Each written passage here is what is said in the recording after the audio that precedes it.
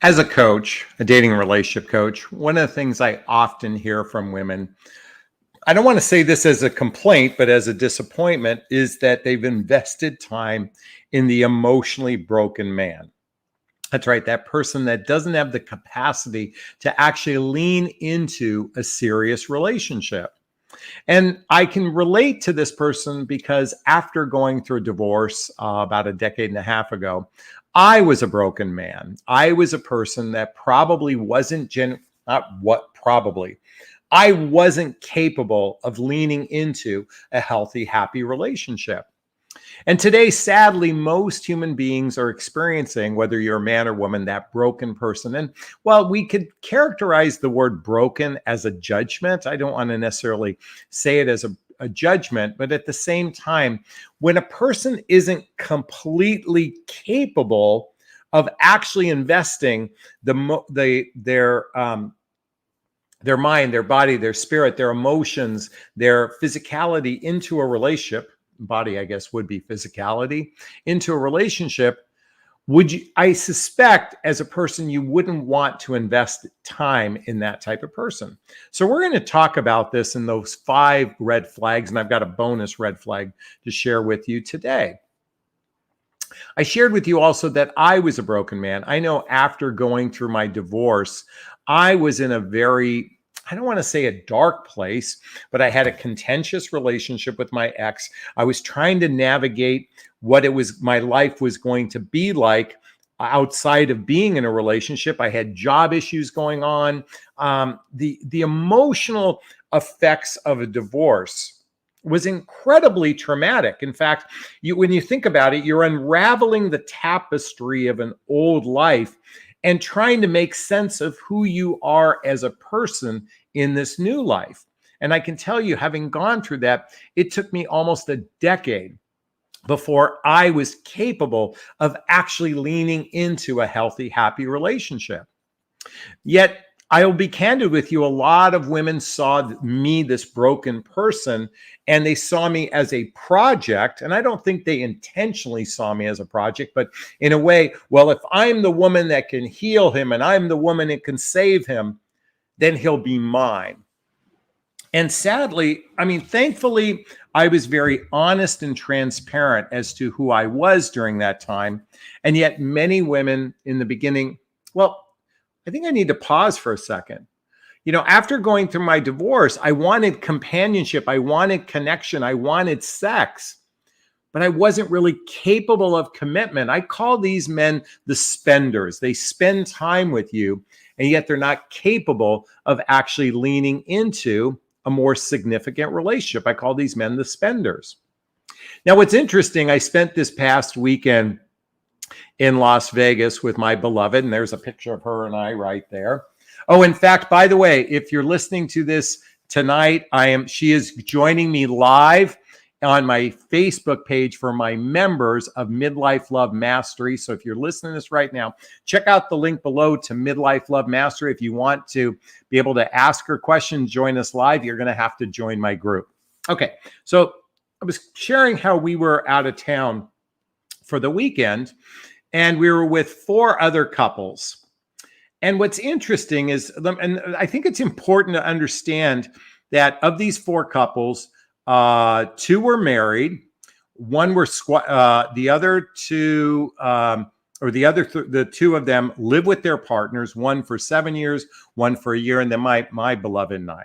Okay, of the first married couple, they've been together since literally high school sweethearts. The next couple, both divorced, met each other 12 years ago and got married 2 years later. And great couple. I mean, we had a great time. We had a great time with everyone, but I saw this is a couple that had to go through a lot of adversity for them to be in the type of relationship they're in. And then the other 2 couples, the same thing. Why I'm bringing this up is all of these men were capable of leaning into a relationship. They saw the value of the relationship, and they didn't show up as broken men.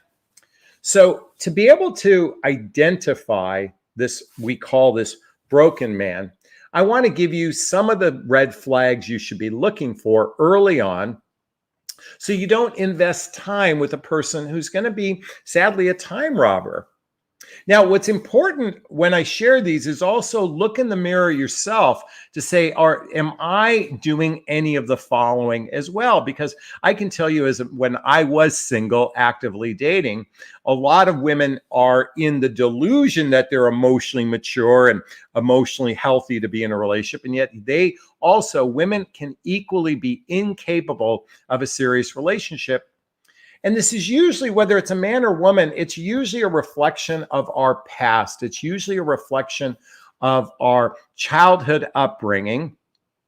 And most of us have experienced some level of trauma, some level of woundedness that cause us to have negative patterns and limiting beliefs in our lives. In fact, if you're not familiar with the book, I recommend this frequently. The book, The Hoffman Process. By the way, all the books I recommend, there's a link below. I recommend this book so you can do a deep dive into healing your childhood wounds and traumas that causes an individual to be rather broken. And again, I don't like the term broken. I merely mean it in the venue of not at the moment whole, not at the moment capable of leaning into a significant serious relationship that is based on partnership. Now, folks, I need to be clear with everyone watching me right now. I only work with people who are seeking partnership in their life, not casual relationships, not situationships, not friends with benefits, not cyber relationships, partnerships. To me, a partnership is either getting married or living together.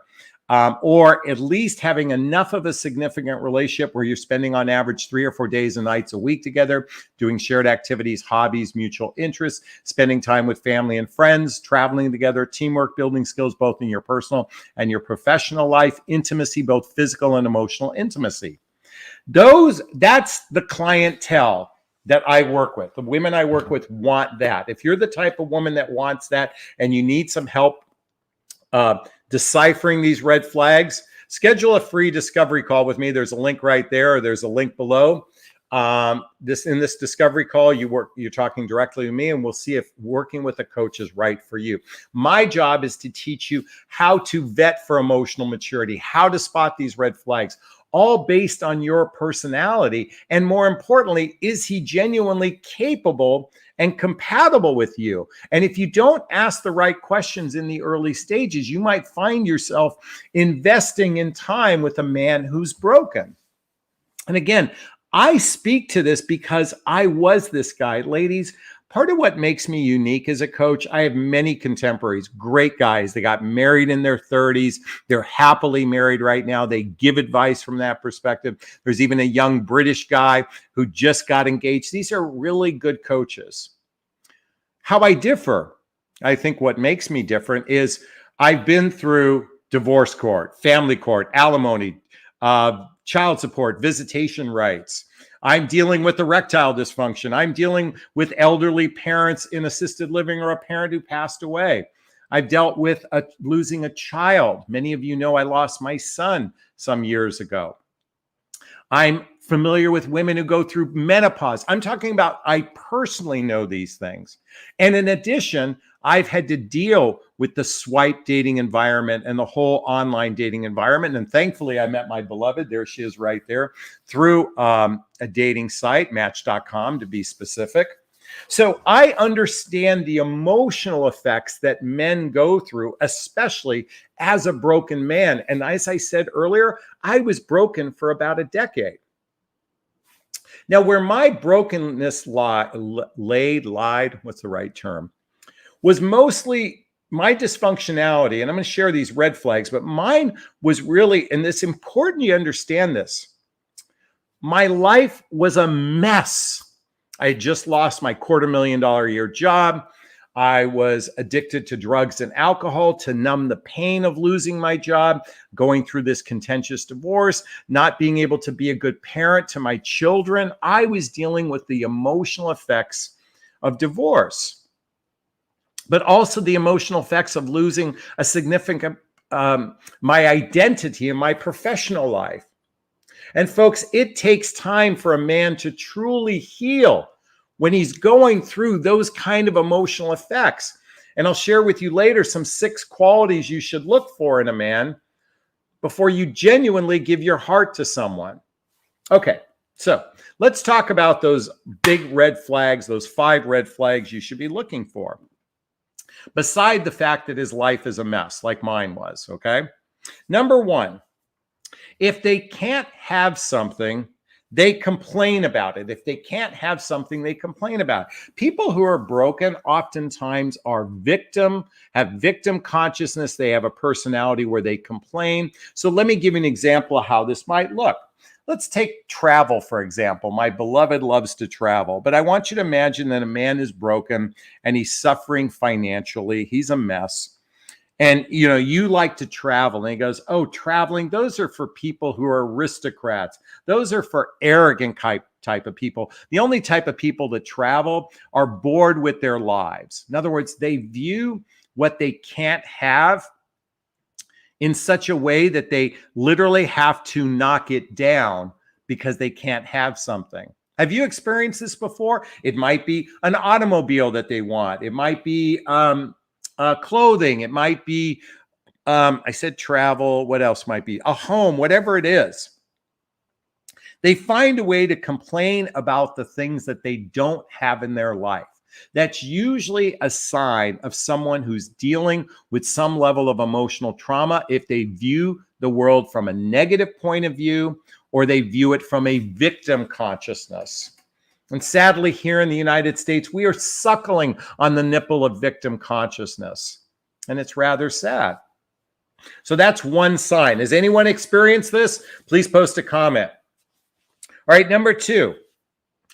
Everyone else is wrong. Everyone else is wrong. These are people that literally can't take ownership for their lot in life. They can't take ownership for what went wrong in their relationships. They can't take ownership in what went wrong in their professional life. Certainly, when I was a broken man, I did complain about my company. I complained about my boss. I didn't take ownership in my part that caused the ending.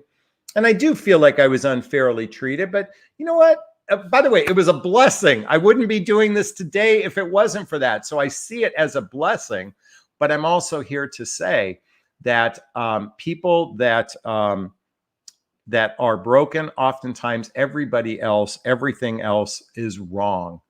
They're never wrong. We also talk about this in the narcissistic point of view, and I'm not specifically gearing this towards narcissists. I'm just saying someone who doesn't take ownership in their part oftentimes is because they're broken in that moment. Okay. Number 3, excuse me. Number 3, he still lives in the past. He still lives in the past. In other words, basically, it's where I was just thinking of the movie. What was that Dennis Quaid movie where he was a football player and he was a top collegiate football player and went on to play pros. And he was, I forget who the woman was in the movie, but basically lived in the past. A lot of people who are broken remember how things were as an avoidance mechanism to lean into where they're at today in their life. So people who, live in the past, sometimes people can be stuck in the past because of a wounding, but they actually live in the past because they can't deal with their current present of what they're experiencing in their life. It's too traumatic in many cases, makes it very difficult to lean into a relationship with someone who lives in the past. I've witnessed women who do this, so this isn't singular to men, okay? Number 4, they withhold investing in the present relationship. They withhold investing in the present relationship. Just like the person who lives in the past, many men are stuck in their past relationships, especially men who feel that they were wronged by particularly their wife or their most significant relationship, and they were still very much in love with that person. Those people oftentimes aren't giving into the new relationship because they're holding on to their past relationship. They're incapable of giving to a new relationship. This is why I said in my private coaching, by the way, again, schedule a discovery call with me to learn if working with a coach is right for you. One of the things I do is based on your personality, I teach you the types of questions you should be asking to determine whether or not he's a good fit for you in all facets of your life. And this happens to be one of the key areas to determine, because his past relationships will give you insight into how he'll navigate this potential new relationship in your life. Okay. All right. And lastly, number 5.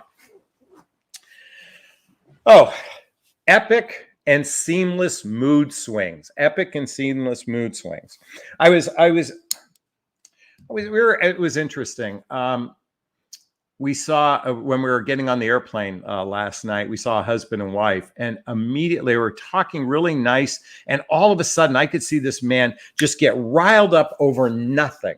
He just had this amazing swing in his mood, and it was epic. And they were standing right behind us, and they were getting into a knockdown, drag out fight. And I thought, a person who is emotionally unstable flips on a dime. Now, I'm not suggesting that might not have some medical issues behind it. I have no idea. All I know is people that have epic or constant mood swings, and I've seen this, are usually a sign that someone is rather broken at this point in their life. So now I want to share with you what you might want to consider going forward. And I took an excerpt from the book from Barbara DeAngelis called Are You the One for Me? I hope I took a copy of it because So by the way, there's a link below to all the books I recommend. Also, you should be checking out my book, What the Heck is Self-Love Anyway? A Journey of Personal Development, Self-Help, and Spiritual Work. There's a link below to get the book. Highly recommend you checking this out. These are 6 qualities to look for in a partner. This is what you should be looking for. You already know the red flags. What you should be looking for is commitment to personal growth, commitment to some introspective work. That's a great sign that those are good qualities to look for in a partner. Number 2, their emotional openness. Are they open emotionally, or do they continually block the capacity to share their feelings with you, and they dismiss your feelings when you share feelings? Number 3, a level of integrity. As we said before, of some of those red flags we just talked about, integrity is taking ownership in your part of an ending of a relationship. And people that are out of integrity, maybe they cheat on their taxes, maybe they cheat on the Amazon delivery, whatever it is. Maybe they cheat on, and I say cheat, I'm using that as an example. It's funny. I had ordered some clothes through Nordstrom's, and I called them and I said I never got it. It turns out it was sitting in my closet somehow. My girlfriend brought it in, forgot to mention it to me, and I called later. And I called them back when she told me, and after they gave me the credit, I called back and I wanted them to charge my account. That's a level of integrity that I think you should be looking for in a partner. Number 4, maturity and responsibility. Do they take care of their responsibilities? Do they act in a mature manner? Do they also, number 5, have high self-esteem? And lastly, do they have a positive attitude towards life?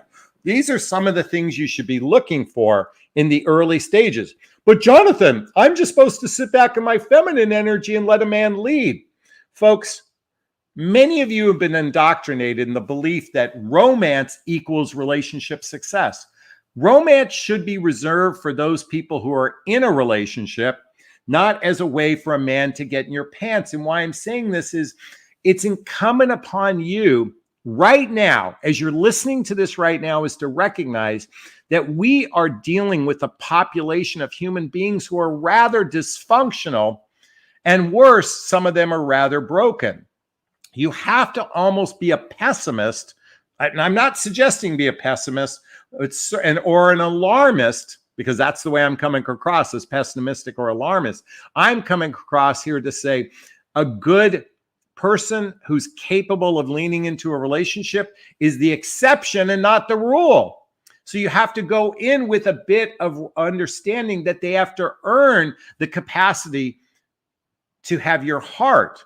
So you don't need to sleep with a guy early on to earn his heart. You just need to be yourself. But it's your job to determine, is he capable of giving his heart? And this is why I suggest heed these calls as a way to not protect yourself, prepare yourself. Because when you are better prepared, you will have a greater chance of attracting a person who's capable of leaning into a healthy, happy relationship. Is this sinking in? Is this resonating? Please let me know. Post a comment below. Post something in the chat box so I know this is resonating with you. All right, I think this will be a great place to start our Q&A today. If you have a question to ask, simply write the word question, then post the question thereafter, or you can purchase a super sticker, super chat, or you can now join and get a badge. So if you join my membership program here on YouTube, you can get a badge, and it's only $2.99 and up. And I look for those in the chat box. So really quickly, if you have a question, write the word question, and then post the question thereafter, or purchase a super sticker, super chat. All of the monies from the super sticker, super chat goes to a scholarship fund in the name of my son, Connor Hasley. That's a picture of him right there. That's my son who passed away a few years ago. And in his honor, I've started a scholarship fund. So you can just click the little $ in the chat box to purchase a super sticker, super chat. If you're watching the replay, you can purchase a super thanks. All right, let's see what you got in store for us question-wise. I saw one earlier. Let's go swimming. Let's go swimming. Let's go swimming. Oh, here we go.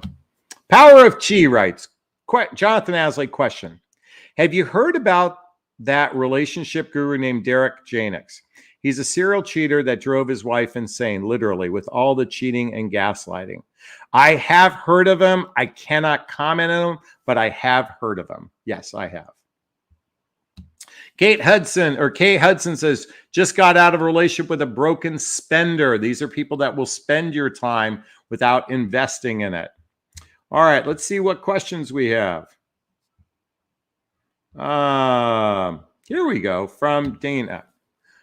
Question, is it possible to fix a broken man, or has to be him to fix himself? I love this question.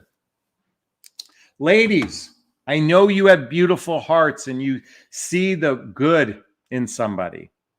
You can't fix somebody who's broken. You can't. They can only fix themselves. Folks, I shared with you I was broken. During that time I was broken, I got addicted to drugs and alcohol. I was taking cocaine to numb the pain I was feeling. And it took a humbling event for me. I literally hit such rock bottom, and I thought I reached a point where I went to bed wishing I didn't want to wake up. And I thought to myself, my children don't deserve a father who wants to basically not end my life. I just didn't want to live. Okay.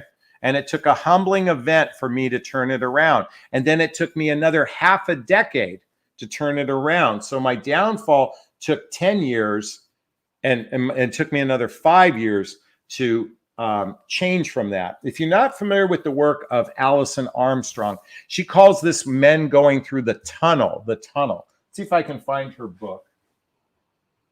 Where is her book? Oh, where is her book? I know I have it here somewhere. Oh, the Queen's, where is it? Oh, here it is, the Queen's Code. Alison Armstrong, she talks about this called the tunnel. By the way, there's a copy of all the books I recommend here. The tunnel men go through. This is also Joseph Campbell's work called The Hero's Journey. The Hero's Journey. All men and women go through some level of a hero's journey. So it's not your job to fix them. It's their job to fix themselves. So thank you so much for asking that question. I really appreciate it. Tamara says, men seem more complicated than women to me. Well, I think women are incredibly complicated. But yes, I could see how your point of view, that would be the case. Power of Chi writes, well, that broken man ain't going through my tunnel. Exactly. And as Margaret says, yes, the hero's journey. If you're not familiar with Joseph Campbell's work, I highly recommend Googling the hero's journey. Question: how do you fix yourself if you're broken? Yes, great question. My book, what the heck is self-love anyway? A journey of personal development, self-help, and spiritual work. Listen, my book is literally riddled with suggestions, but more importantly, here, I want you to look at this. Recommended reading, studies, teachers, and workshops. There's 2 pages worth. It starts with one of these in order that I did it. I started with the book You Can Heal Your Life by Louise Hay. I have Creative Visualization by Shakti Gwani. The movie The Secret, the movie What the Bleep, the book Return to Love by Marianne Williamson, the book The 4 Agreements, Unleash the Power workshops with Tony Robbins, Untethered Soul by Michael Singer, Wayne Dyer videos, Abraham Hicks, the Karpman Drama Triangle, The Mankind Project, Reverend Michael Beckwith, the Hoffman Process, Insight Seminars, and A Course in Miracles. This is all my recommended reading list. My hope is you have the power within yourself, and within 1 year, you can change your life dramatically if you invest in yourself. So great question. Thank you so much. All right. Rula says, question: what to do with a broken man that constantly ghosts and comes back at his whim and fancies? Block his number. It's as simple as that. Block his number. That's what you do. But Jonathan, I love him so much and I want to accept all his shitty behavior. I'm willing to take on more and more shitty behavior. What do I do? Folks, if that's a no-brainer, if you don't recognize that if somebody treats you poorly and you still want more, that means therapy. Please go see a qualified therapist, because your life most likely had some trauma in childhood that causes you to accept bad behavior. Don't accept bad behavior. Block that person. Does everyone else agree with me on what my suggestion is, Miss Bose? Thank you so much for asking. Kay says, I just gave a man, thank you, Jonathan. I just gave a broken man your book. I hope it helps him. Marty writes, question: why do avoidant men continue to reach out and say they want in and then show you they don't? Because most men, okay, great question. Why don't you look at this chart? 3 types of people actively dating. The first category is the user. This is roughly 20. By the way, this is not a fact. It's merely an opinion. Those are roughly 20% of the population. They seek short-term game, love bombers, players, gold diggers, entitled, selfish people, only caring about themselves. Then the next category is the spenders. They seek connection, companionship, and sex. No direction, uncertainty, fearful, usually have a dysfunctional life, and last are the builders and growers. And by the way, the spenders make up 60%. Okay. We are dealing with roughly 80% of the population, if not more, that is dysfunctional. And this isn't just men. This is women too. This is what we're dealing with. Men and women alike are dealing with dysfunctionality. So why do avoidant men do this? Because they're not capable of commitment. Folks, you know what? I'm going to go off on a tangent here for a second. My beloved told me that her parents got married after 2 weeks of knowing each other, 12 days. They were married 60 plus years before her father passed away. How is it that they barely knew each other and they were able to be together that long? Now, I don't know the backstory of their actual story from their point of view. I only know what was shared to me by her. But it seems to me that, ladies, these days men can get companionship, connection, and sex with little or no commitment. Little or no commitment. This is why, ladies, before the penis goes inside the vagina, I highly recommend reading the book, The 8 Dates by Doctors John and Julie Gottman. at least read chapter 1 about trust and commitment, because trust isn't just about fidelity. Trust is, can you count on this person to be there for you? Can you count on this person to care about your feelings as much as your own? Can you count on this person to have your best interest at hand? Do you know how easy it is? We men can get, you know what? Okay, I get it. We live in a world where there's no consequences. A man can emotionally vomit on you. A man can be emotionally constipated and vomit on you, and you can get attached to that person, and there's no consequence for that. I get it. Wait a minute. It's the woman who emotionally vomits. It's the man who promises the world romance you without any consequence if he reneges on it. There's no consequence. That's why marriage is the consequence. Marriage is there. There's a reason why staying married is better, because there's a financial consequence if you don't act. Now, I know a lot of men will say, well, women could be just as bad too. Yeah. But you shouldn't. Okay, I'm going off on a tangent here, but the reality of today, if there isn't a real consequence for the investment, then people can treat each other like shit. Anyway, I went off on a tangent. I hope I answered your question. But my suggestion, why do men do that? Because of dysfunctionality. That's why. Gina writes, question. How long can I wait for him to have his to be emotionally ready?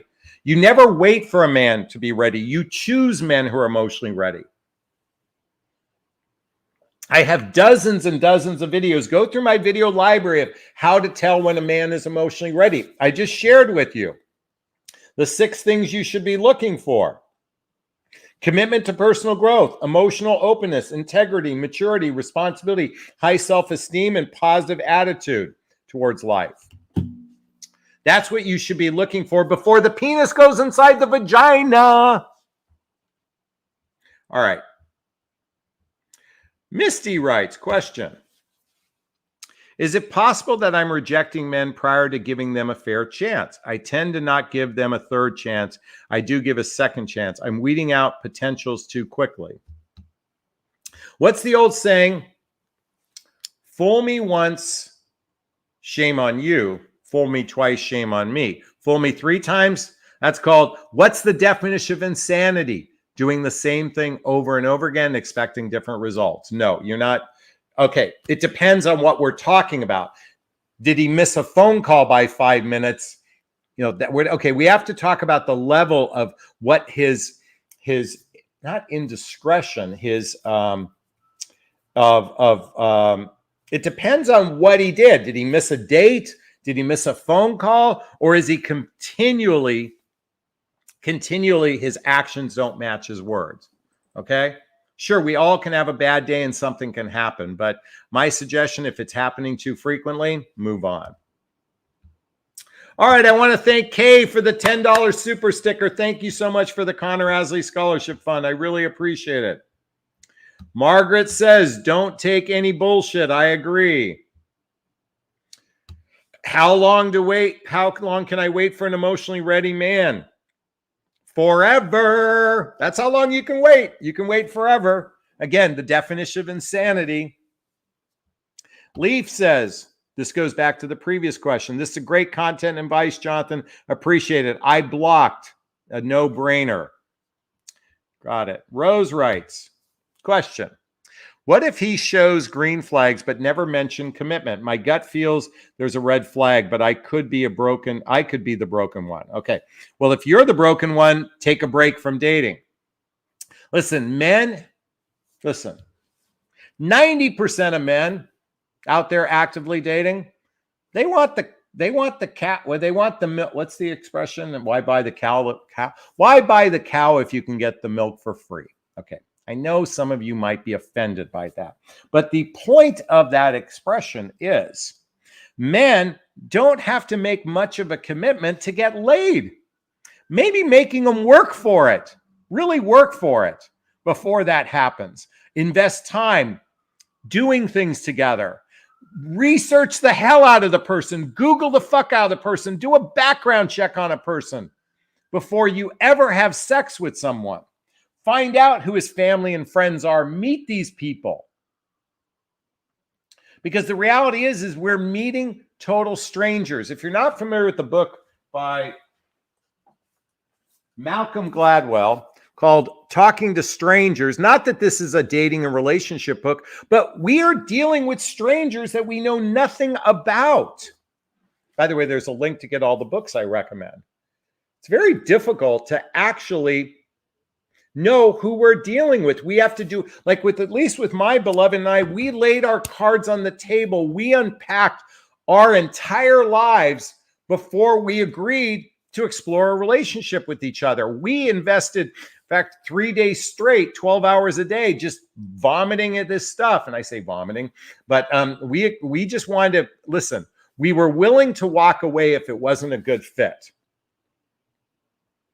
But we were also intentional about determining if we were a good fit before, and we had nothing to lose. We weren't attached to the outcome. Sadly, many of you, the minute you have sex, you're attached to the outcome with the guy. There's an old expression, men are the gas and women are the brakes. All right, I think you get the gist of where I'm going. Thank you, Rose, for that question. Jonathan's dating vows will weed out the broken men. Okay, folks, she brought it up. By the way, in the description below is a copy of this, everybody. Everybody, the description below, there's a copy of this. I'm going to read it to everyone. It's called My Dating Vows. Get him to commit before sleeping together. Have you ever heard the saying, women are the gatekeepers of sex and men are the gatekeepers of commitment? The dating vow. You each recite this to each other before you have sex with one another. I agree to explore the process of getting to know you with the intent to declare something serious in the next 3 to 6 months. I agree to be monogamous sexually while we're having regular sex together. I agree to not actively seek to meet and date others while we're in the dating process, including taking down our dating profiles. I agree to speak up if this isn't working for me versus pulling back, ghosting, or disappearing. I agree to invest regular time in the process of getting to know you, which looks like this: 3 or 4 days and nights a week together, doing shared activities and hobbies, mutual interests, spending time with family and friends, traveling together, teamwork, building skills, both in our personal and our professional life, intimacy, both physical and emotional intimacy that leads to either moving in together or getting married. 90% of men will bail on this because there are thousands and thousands of women who will have sex without any commitment or agreement whatsoever. If all women are band together going forward, this will change how men treat and view sex. But in the meantime, if he does agree, you have a better chance of commitment than without it. Look, I'm not here to be a Puritan and say, when you have sex, I'm just here to suggest that men don't bond through sex the way women do most of the time. And you can have sex whenever you want, but let me just ask you this. If you have sex with one guy and another guy and another guy and another guy and another guy and another guy, you'll be desensitized, I believe, to recognizing the serious guy because you've been so used to the guys that go from one to the next to the next. Set a higher standard for yourself is my invitation. Is this sinking in? Is this resonating? Please let me know. Post a comment below. Thank you for bringing that up, Kay. All right, let's keep swimming.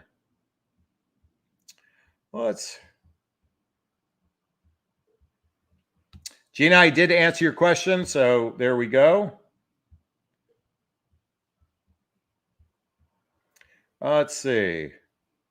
Jonathan, shattered or fragmented might be a better definition. Good choice of words. Thank you for clarifying that for me. I really appreciate it. Marty says, I love it when you say before the penis goes inside the vagina. Thank you so much. Leaf says, good one, Jonathan. Don't wait for a man to be emotionally ready. Choose one who already is. Exactly.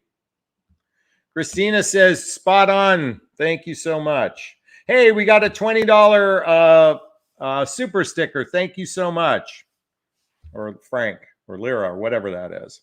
Thank you so much. Appreciate it. Rula says, I'm embarrassed to admit it. I can't get over my past relationship. It's hard to move on. I watched your videos religiously and even started 8 dates. What's your formula on getting over a man once and for all? Block and delete him. You know, they say time heals all wounds, and there is some general truth to that, but I'm also loving on yourself is the greatest gift you can give yourself. You know, folks, I occasionally recommend the book. Where is it? I don't love everything in this book, but there's some things I like about this, and it's a personal empowerment book, Why Men Love Bitches, and bitch stands for babe in total control of herself. Yes, I like some of the empowerment levels in this book. Your attitude should be, fuck you, asshole. Now, that's not the spiritual way of looking at it. I get it. But the point is if he was not good for you, you can send him off with love. I get it. You can send him off with love, but stand up for yourself. There is nothing more unattractive than a woman who gives her power away. I wonder if I have this handy here. Everyone, hold on one second. Do I have it handy? I do not. I was going to say, I did a video on the ways women give their power away to men. Everyone, hang tight for just a second. I want to see if I have it over here, okay? Everyone, hang tight for a second. This will just be a second. Hopefully I have it here. Well, I guess I don't. My apologies. I thought I had it handy.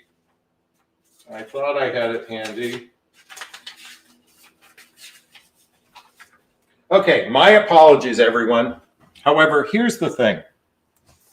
I did a video, the 7 ways women give their power away. I'll find it and put a link in below, okay? Women oftentimes give their power away to men, and it's incumbent upon you to take your power back. You are in charge of your relationship destiny. Do not give that to a man. Is this sinking in? Is this resonating? Please let me know. Oh, Bernadette Jackson says, I'm a newcomer here and I love it already. Thank you so much. All right, let's see what we have. Let's keep swimming. No sex without commitment for me. Way to go. Kate Hudson says, I love the vows, but I can't spend those many days a week. Well, here's the thing, folks. The reality is, part-time relationships usually fizzle out. It's hard enough for the relationships that I've witnessed that go to the distance are the ones that on average, spend 3 or 4 days and nights a week together doing shared activities, hobbies, mutual interests, spending time with family and friends, traveling together, teamwork building skills, both in their personal and professional life, intimacy, both physical and emotional intimacy that leads to either moving in together, or getting married. If you can, it takes, on average, that's the minimum requirement to make a relationship move to the capacity to actually either live together or get married. If you want to get married someday, then you have the capacity to spend that much time with someone. But Jonathan, I'm in a long distance and we only see each other once every other year. And he lives in Germany and I live in California. And we're trying to make it work. And we spend all day on Zoom and we're on Zoom and we're on Zoom and we're on Zoom. And, you know, it's a great relationship. No, it's not. You have a cyber relationship then. I'm sorry, I went off on a tangent there. Folks, if you want, it's going to require regular time together. Look I was in a long distance relationship. We both agreed. If we wanted to explore this relationship, we would have to be in the same city. We made that decision literally within the first 2 months. And 2 months later, the reality was, or it took us 5 months before we actually moved in together. We said the relationship isn't going to work if this isn't going to happen. And folks, we have one of you regulars thinks my girlfriend is going to turn into Amber Heard. And I'm going to tell you, she's not Amber Heard, okay? I can tell she's not Amber Heard. We've spent all day together 24/7 and she is not Amber Heard, okay? By the way, that's unfair to Amber Heard, but maybe she earned that right. I don't know. Anyway, my point is The best way to get to know someone is to spend a lot of regular time with them. That's how you get to know someone. They say you really don't know someone until you travel together or live together. And that's what we're doing right now. All right. That's my pontificating. Let's see. She says, I love it. But Jonathan, I know, I always get the but Jonathan. Jonathan, great advice. Thank you so much. Jennifer says, I don't want a part-time lover. The vast majority of you all are in part-time relationships. You're in part-time relationships. Look at, folks, I want you to think of the relationship hierarchy. At the top is marriage. Right below marriage is living together. Right below that is 3 or 4 days and nights a week together. At the bottom of the relationship hierarchy are cyber relationships. A lot of people in long distance relationships have a cyber relationships. A lot of you folks that even live in the same city, all you do is spend it on your phones. That's a cyber relationship.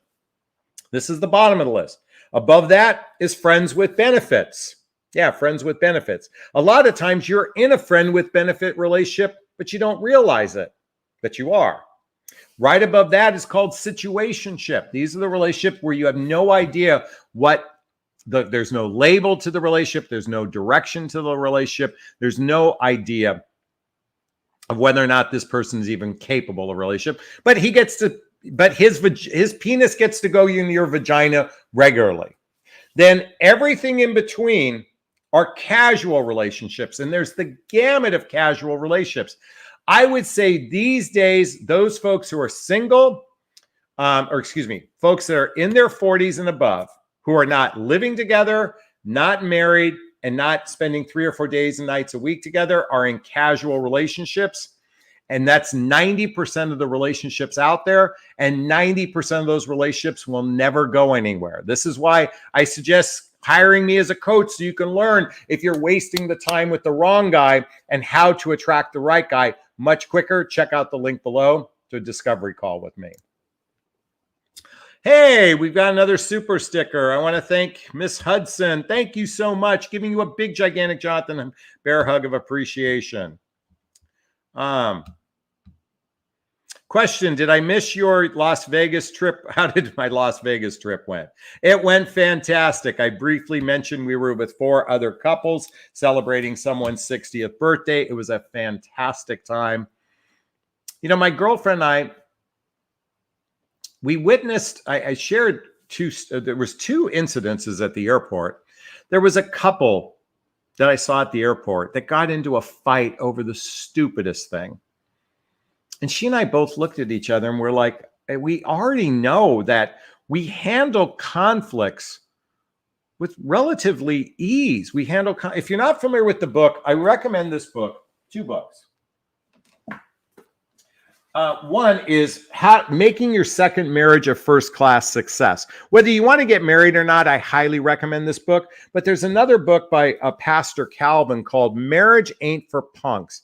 Why I'm recommending these 2 books is by the way, there's a link below. They are highly focused on conflict resolution skills. The real issue in today's relationships is most couples don't know how to resolve conflicts. So my invitation for you is to lean into understanding the mechanics to a healthy, happy relationship before you jump into a relationship with someone that you have no idea. Most of you guys are winging it. You're winging it, and guys are worse. And you want them to be the leaders of the relationship? You are giving the job to the wrong person. If you want to take back your life, your relationship life, then be in charge of your relationship destiny. Is this sinking in? Is this resonating? Please let me know. Please hit that like button. Please share this video. Please subscribe to my channel. Check out all the links below. All right, folks, I think this will be a great place to wrap up today. I want to thank you from the bottom of my heart for allowing me to enter your lives today and sharing what I believe is important content to change your life, starting from the inside out.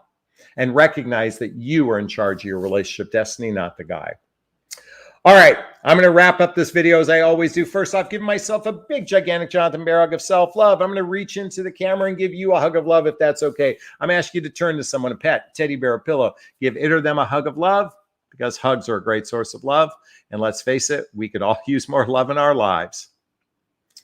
I want to thank Holly and Rose and Jennifer and Marty and Pam and Yvonne and Leaf and Joanne, Catherine and Miss Johns and Pam and Linda and I can't pronounce your name, Power of Chi, Dana, I can't pronounce your name, Reb, Margaret, Yvonne, everyone, thank you so much for allowing me to jump in tonight. You have a wonderful evening. Be well, okay? And I hope you recommend my channel to your friends. Thank you so much.